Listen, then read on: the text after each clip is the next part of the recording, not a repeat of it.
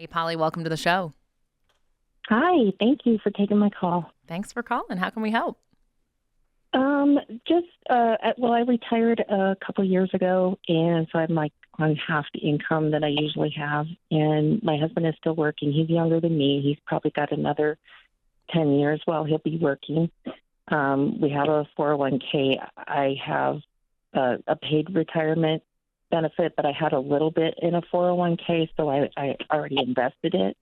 And I just kind of want to forget about it and let it do its thing for a while. But in the meantime, we have debt, and I've kind of been living off my card just because we go paycheck to paycheck. And I'm trying to put together a budget, and there's just a couple things. We had like $8,000 put aside for home improvements, but it's been sitting there from an old refi a couple years ago. And since we're not using it, I wanted to put it towards my card and get my balance down. But then he mentioned, well, we're going to need to pay taxes, and it might be around that amount too. So now I'm not sure if I should use it to get my card down or if I should see what we owe in taxes and maybe use it for that. Okay. But with such high interest on the cards, I figure it's got to be better to get that debt down. But in the process, I also found out that he's maxed out his card. So I'm guessing we're somewhere around 30 or 40,000 in debt. Whew. Okay. So let's pan out just a little bit, Polly. Okay. So you are retired. You said are you pulling money from retirement every month? You said you're making about half of what you did, or is that Yeah. okay. Yeah. So I'm making $36.50 a month, and he brings in somewhere around $5,500 a month. And he brings in $5,500. Okay. Hey, Polly, before we get too deep into like the tactical, what we do with the money, where your money goes, are you still spending on the cards? Yeah. Yeah. So it just seemed like every time I went to use so I have a separate account because of something that happened in 2015. He thought he was going to leave. So we were separated for a while. So I went ahead and got my account for my own safety to have money. Okay. Now we still have a joint account. We're back together. It's good. But he's not on the same page with the whole financial thing. I think he's still thinking, he's working full time. He's doing really well. But you're still spending on the card too, right? Like Yeah, you said that you're living. I want you to cut those cards up tonight. Like get your scissors out and cut them up tonight. Yeah. Because if we pay it off, if we use that $8,000 and pay it off and you're still spending, we're going to be in the same situation in 6 months. Yeah. Yeah, absolutely. So step one, stop the bleeding. Yeah, exactly.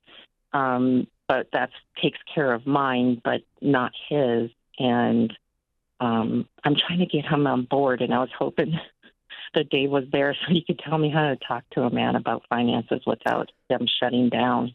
Well, Rachel's pretty good about couples and money. Yeah.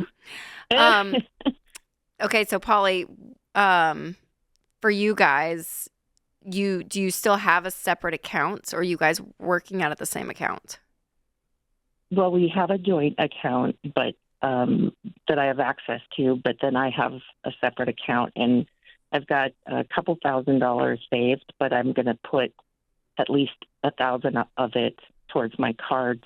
Okay. I've rolled up all my change. I'm trying to sell things as I can. Okay, so let me kind of pan up. I just want to get a full picture of you guys as a couple. So we'll not pretend that it's all separate. So all together, you guys, so you're making a little less than 10 grand a month. How much debt do you guys as a couple have?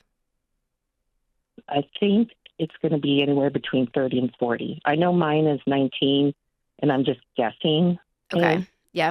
And that's all on credit cards. Yes. Okay. Do you have any card? Not including a camper. Our cars are all paid off. Okay. How much is the camper? How much do you have left to pay for it or pay on it? Two or three. I don't remember what the payment is, and I still need to find out some information from him because he does all the bills. But I've been trying to put together a budget. It was $40,000 couple years ago, so I imagine we're paying at least a couple hundred on it. Okay. Any other debt? What do you guys owe on your home? We owe 411, and it goes anywhere between 500 and 624 when you look at the value on mine. Okay. But we've refinanced too many times. Yep. Okay. So here's the deal, Polly. We are going to help you tactically. We're going to give you Financial Peace University. We've been giving that away all of this show, but really, if you can get your husband, you guys to do this together, these end lessons tactically, it's going to help you walk through all of this. But I think one of the bigger problems is that, in a marriage, if one person is trying to, fill in the hole of debt to get a flat ground level, of trying to get out of this financial hole, but the other person is digging at the bottom, then it's not going to work, right? And that's why we really stress for couples to work together. So I know that he's hesitant, but there has to be something in him, Polly, that knows we're not in a great situation. My wife is retired. I'm coming up on retirement age here in the next decade. We still owe $411,000 on our house.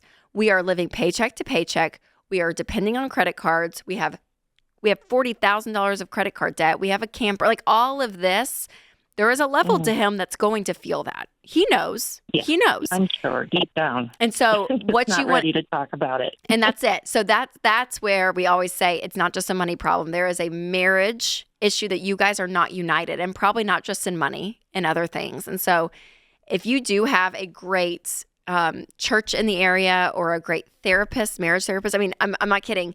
If there's any way to go and get a third party involved, this is the time to do it, because you sitting there trying to convince him may or may not work. I don't know. I don't know your marriage, but I think for him to know where you're at, all you can do is control you.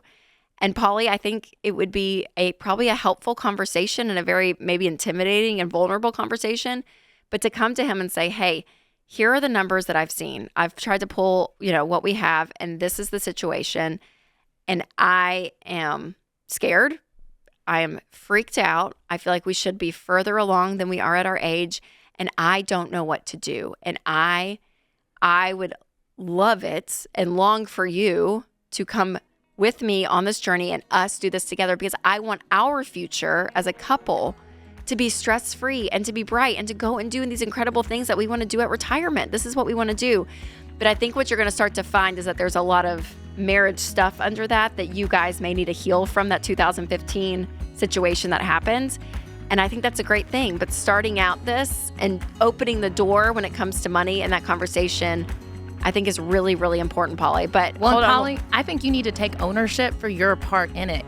He's not the only one digging this hole. You're digging it too. And you need to stop with the credit card and also just look at you and what you can change.